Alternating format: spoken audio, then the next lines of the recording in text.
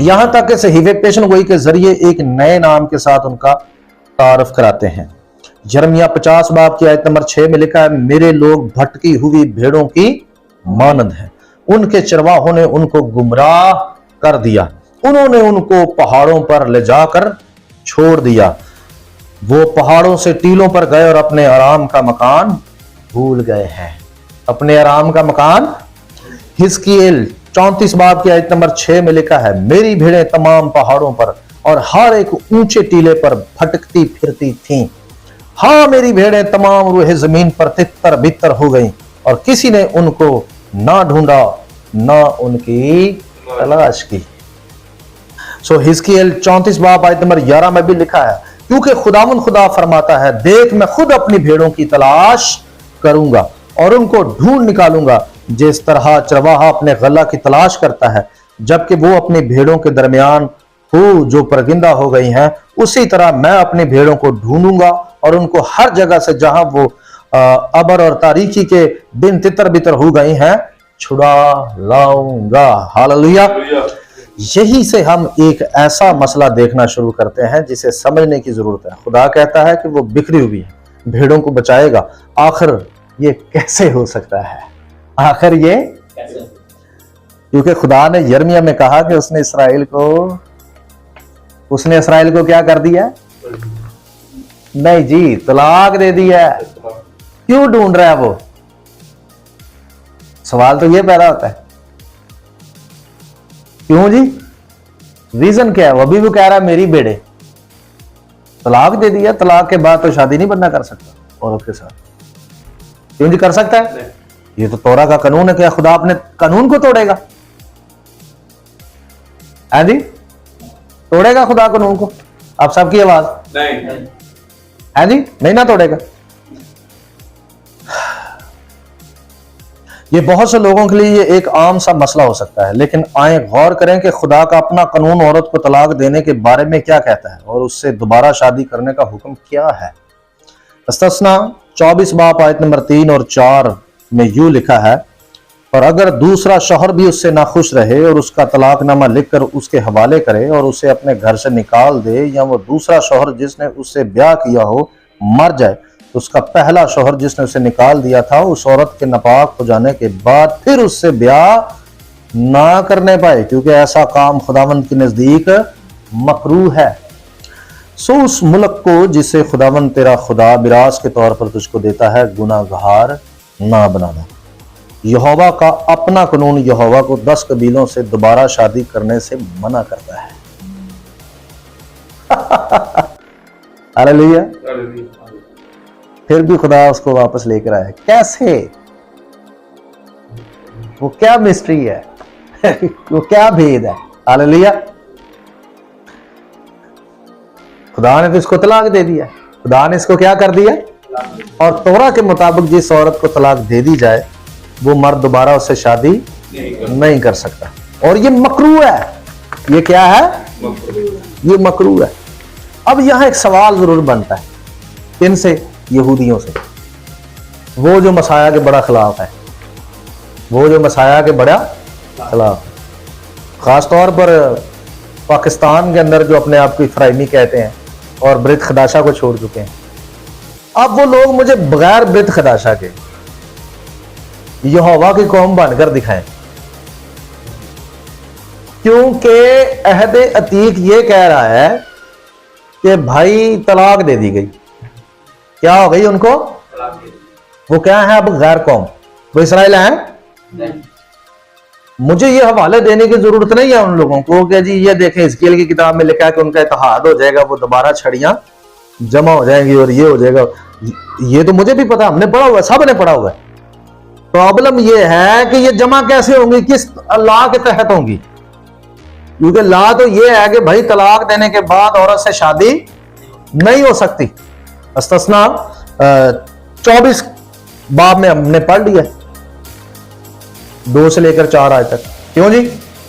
अब ये जो पाकिस्तान में अपने आप को इफ्राइमी कहते हैं और बरित खदाशा को, मसाया को छोड़ चुके हैं, यहोशुआ को छोड़ चुके हैं, ठीक है जी, मसीह को छोड़ चुके हैं, वो बगैर बरित खदाशा के जरा अपना तल्लक खुदा से बनाकर दिखाएं। कैसे बनाओगे तल्लक? तुम्हारे पास वो कौन सा फार्मूला है जिसके तहत तुम वापस जाओगे? अगर वापस जाओगे खुदा तुम्हें कबूल कर लेगा, तो कैसे कर लेगा? ये तो तोरा की नफी है। तुम तो गैर को भी हो भाई अभी तक, अकॉर्डिंग टू तोरा, अकॉर्डिंग टू तोरा। और एक ही रास्ता था वापस आने का, उसको भी ये पाकिस्तानी इफ्राइमियों ने इन्होंने पाकिस्तानी इफ्राइमियों ने वो रास्ता भी अपने लिए क्या कर दिया? बंद कर दिया। ठीक है जी। और वो है जी जनाब यहोशुआ हमश्याह यीशु अल मसीह, हालेलुया। बहरहाल वो कैसे, मसाया ने किस तरह से उनको वापस लिया, ये खुदा ने चाहा तो हम जरूर सीखेंगे। सो अफराइम को क्या दे दी गई? तलाक दे दी गई। 10 कबीलों को तलाक दे दी गई। खुदा कैसे उनको वापस बुलाएगा? खुदा ऊपर कह रहा है जी मैं तो उनको इकट्ठा करूंगा, मैं उन भेड़ों को तलाश करूंगा, मैं उनको लेकर आऊंगा। कोई उन्हें लेने नहीं गया। तो सवाल पैदा होता है खुदा क्यों ढूंढता फिर रहा है? क्यों जी? इफ्राइम तलाक के बाद दूसरे मबूद के साथ मिल गया था, यानी उसका एक दूसरा शोहर था, उसका एक होशिया 4 बाब के आयत नंबर 17 और 18। इफ्राइम बुतों से मिल गया है, उसे छोड़ दो, वो मैखोरी से शेर होकर बदकारी में मशगूल होते हैं। उसके हाकम रुसवाई दोस्त हैं, उसके हाकम रुसवाई दोस्त हैं। होशिया 8 बाब आयत नंबर 9 में लिखा है, क्योंकि वह तन्हा गोरखोर की मानद असूर को चले गए हैं। इफ्राइम ने उजरत पर यार बुलाए। उजरत पर क्या बुलाए? ये इसका निजाम ही कसबियों वाला हो चुका है। अगर चाहे उन्होंने कौमों को उजरत दी, तो भी अब मैं उनको जमा करूंगा और वो बादशाह उमरा के बोझ से गमगीन होंगी। खुदा कह रहा है फिर भी मैं उनको क्या करूंगा? बुलाऊंगा। कैसे? सवाल तो ये पैदा होता है कैसे?